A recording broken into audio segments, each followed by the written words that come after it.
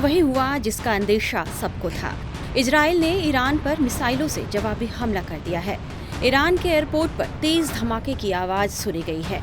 Iran की media और अमेरिकी अधिकारियों ने यह दावा किया है कि ईरान के शहर इस्फहान के एयरपोर्ट में धमाके की आवाज सुनी गई है।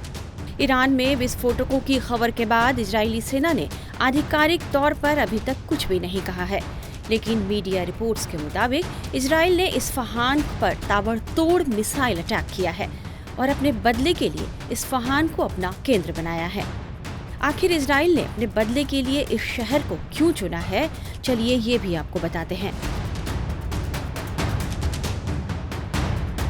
ईरान का यह शहर दरअसल तेहरान और मशाद के बाद तीसरा सबसे अधिक आबादी वाला शहर है। यहाँ की आबादी लगभग 22 लाख है। रणनीतिक रूप से यह शहर ईरान के लिए काफी महत्वपूर्ण है। यहाँ मिलिट्री रिसर्च और डेवलपमेंट साइट्स के साथ साथ कई अहम सैन्य अड्डे हैं। सेना का प्रमुख एयरबेस भी यही है। जहाँ ईरान ने अपना सबसे बड़ा जहाजी बेड़ा रखा है, उसका इस्तेमाल ईरान कई अहम जंगों में करता है। यहीं से ईरान का यूरेनियम प्रोग्राम चलता है। ईरान का सबसे बड़ा क्लाउड सीडिंग प्रोजेक्ट भी इस्फहान में है। इसी शहर में ईरान ने कई न्यूक्लियर प्लांट भी डेवलप किए हैं।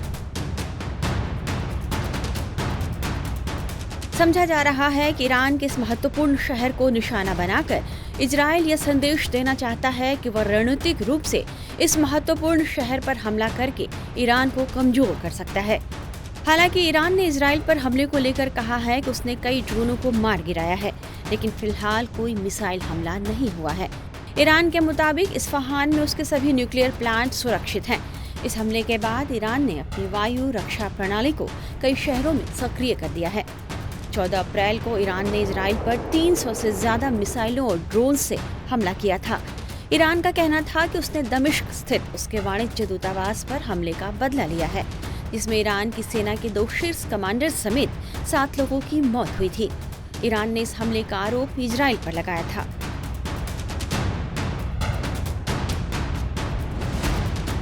हालांकि ईरान ने जब इजराइल पर मिसाइलों और ड्रोन से हमला किया तो यह इजराइल की हवाई सुरक्षा को नहीं भेद पाई थी, लेकिन इजराइल ने कहा था कि वह इस हमले का बदला जरूर लेगा।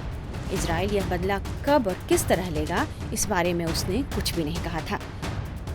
दूसरी तरफ ईरान ने चेतावनी दी थी कि अगर इजराइल ने उस पर हमला किया तो वे और ताकत के साथ पलटवार करेंगे।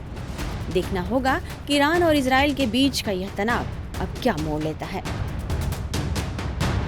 टाइम्स नाउ नव भारत डिजिटल की रिपोर्ट।